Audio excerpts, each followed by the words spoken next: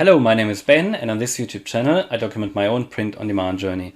Today I'd like to talk about the top 3 risks that I think there are when you're running a print-on-demand business. Many people say print-on-demand is risk-free, but there are some risks to your business if you're running it. It's different from the risk of losing money, like you have on some other business ideas, for example, business models, where you have to pay a lot of money up front, for example, and then you risk that it's not working and you've wasted that money. So that risk you don't necessarily have on print on demand, because on most marketplaces you can start for free, which is fantastic. So print on demand definitely is a great business model for everyone who's starting with an online business journey. It is pretty much risk-free, I would say. But if you are running a print on demand business, and maybe, if you've spent a lot of time on it and you've built your business and you make a decent income of it, or even if you not make massive, but if you spend, let's say, half a year on it and you've built it and you put a lot of time on it, and then something happens to your business, that's not great. That is why it is important to think about risks as well. And I think too few creators talk about risks. It is important because print on demand is not only about fun and everything. It is a genuine business, so you need to make sure, as in every business, that you have a plan for risks. So today I'd like to talk to you about the 3 main risks in print on demand and how you can avoid them, or how you can mitigate your risk, which is important in any business really. So for every business model that is different. There are some commonalities as well. Yes, for print on demand, risks are minimal, I think, which is why it is a great business model for everyone who's beginning. But still there are some risks. So let's go through them. I'll talk to you about 3 risks and how I think you should deal with them. So the first and the main risk is that if you're doing the marketplace model, and if you're selling through various free print on demand marketplaces like Spreadshirt, Redbubble, Amazon Merch, Amazon KDP, Zazzle, Society6, and one day your market or your account is banned. That is probably chaos, and print on demand sellers will go into meltdown. Luckily, I haven't experienced that yet, which doesn't mean that it couldn't happen one day, which is when you will know about it, because I'll make a video on it. But it could happen any day, really, that my account gets banned.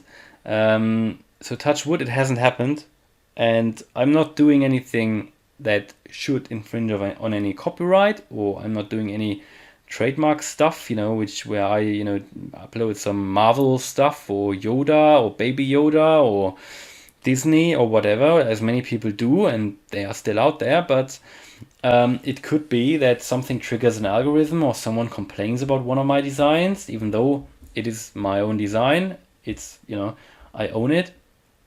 Still, you never know. These websites do what they want. Amazon does what they want. Redbubble do what they want. Many people have lost their accounts. Is it always for no reason? Probably not, but I know there probably are people who lost their accounts without infringing on any copyrights. By the way, just thinking about it, my TeePublic account was banned, and that was after, not my first account. I did open a second account after that to upload different designs, completely different account, and that was banned. And I never received an explanation for it. I didn't find anything in the TeePublic terms and conditions that would not allow me to create a second account. But anyway, it was just banned. I only uploaded 25 designs. They were my best designs, because I tried to find a way to get onto the marketplace. So I uploaded the best designs. That's been a while ago now. That was in the beginning of my print on demand journey. But that was just banned, and there was no explanation. I appealed, no reply. It's absolutely ridiculous. And then at some point throughout my journey, there was this big issue where Redbubble accounts were banned. You probably remember, if you're on Redbubble, like there was 3 to 4 months ago. Luckily my account was never banned. I kept uploading throughout, but it could always happen, And also with Amazon Merch, I had one design rejection, apparently because of copyright, but that was only because something triggered probably their approval process, and it was rejected. It was just a general design with a sailboat, and all it said, I think, is all I need is the ocean or something, and there was no trademark issue or anything. No idea why it was not allowed through, but I've got now one rejection on my Amazon merch account. So, it can always happen that something happens and they ban me. And that's the risk if you're selling on these marketplaces. So how do you avoid that? Well, you can't really avoid it, I think. It can always happen, even if you do everything the right way, if you get your designs trademark checked. That's, by the way, one thing to do. You should always check your keywords and titles for trademarks, trademark infringement. I'll put a few links in the description for some free websites where you can do trademark checks. Also, most research tools offer a trademark checker, like the Merge Informer, for example. But the most important thing for me is to reduce your risk is to upload to various marketplaces. Now, I'm not only uploading to Amazon Merch or Spreadshirt, I'm also uploading to Society6, Zazzle, Fine Art America, Tostadora, and other websites. Now, I'm under no illusion that Amazon Merch, Amazon KDP, Spreadshirt, Redbubble, they are the biggest ones. So if I should lose 2 of these accounts, that would be a big hit. Yeah. I know there are always ways around it to create new accounts, but it's all the work done already, all the designs uploaded, which is the biggest pain then if you lose that. So upload to various websites. I use an automated upload tool for that. That saves me not only time, but it also helps me to spread the risk, which is actually the main reason why I'm doing it. The other point is that you should not only do marketplace model, you should consider maybe going to a campaign model, or on other websites like Bonfire, or maybe with Etsy as well, or with Shopify, not Shopify, that's a different business model, or for example Teasely and Shirty, where you can run campaigns, which is a bit more independent. And then also you might think about going to the shop model and selling on Shopify, creating your own website. I think that is why I will do it in the end, having a business model with an own shop, even though it's less passive, but it just allows me to spread the risk. And then if you're talking about online business in general, it might be worth not only doing print on demand, but when you have a certain positive cash flow in print on demand, why not use that money if you have a full-time job in parallel? Why not use that money and start a second online business? Maybe Amazon FBA, yeah? Maybe something different. Maybe YouTube, like I do. Maybe YouTube. And then from there, you can go into your next business, or you can create a course which you can sell on, what's their name? Udemy? Is it Udemy? There are websites where you can sell courses, and that is how you get your own business, your own print on demand, and your own online business going. Let's talk about the second risk, trademark issues, copyright infringement. There could always be the issue that you forget to check on trademarks. You forget, you just forget and you just upload, and there could be a sentence in there which triggers an automated response from one of these websites like Spreadshirt, Redbubble, and they might reject it, and that might lead to an account ban if you have it too often. So how do you avoid that? Use trademark checkers. Again, I said that just now in the first risk. I've got I put some links in the description, but also when you do your research, most research tools have a trademark checker, and most upload tools as well. So I forgot that a few times now. Luckily, nothing happened, but it could always be that you just forget. You just want to upload quickly, and then by accident, you could trigger one of these responses, or someone might complain, might report your design. Again, that will then lead to an account ban.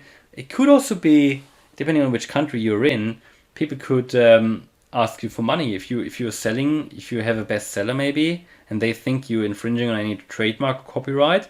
They could ask you and they could sue you, and that is a big risk actually. So always make sure that you check trademarks and that you don't use any designs which belong to anyone else. Third risks, wasted time. I think that is not really a risk that will hit you financially, but it actually is as well, because you waste time by not doing good research. So you might upload designs which are not that good, but most importantly, which are not in a niche that people are actually looking for. So I think there is a distinction to be made between, I sell, most of my designs are evergreen designs.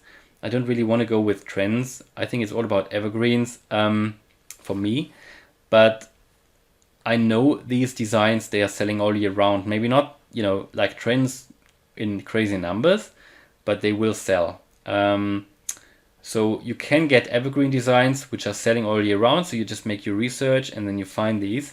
But then there are niches which just are not selling. People are not looking for it, or there's far too much competition.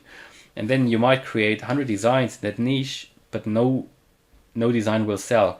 So you wasted maybe hours or even days, which is, the more I get into this business and the more I get the entrepreneurial mindset, I see wasted time as a massive issue. It was never a big issue for me in the past. I mean, I still work full time and everything, but I always thought, in the worst case, I just do it again.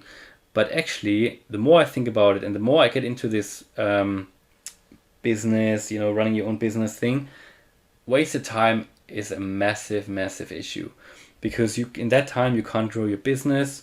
When you do the wrong things, you're not growing your business. It's non-value added. It is just a process that you could, just very well not have done at all. Yeah.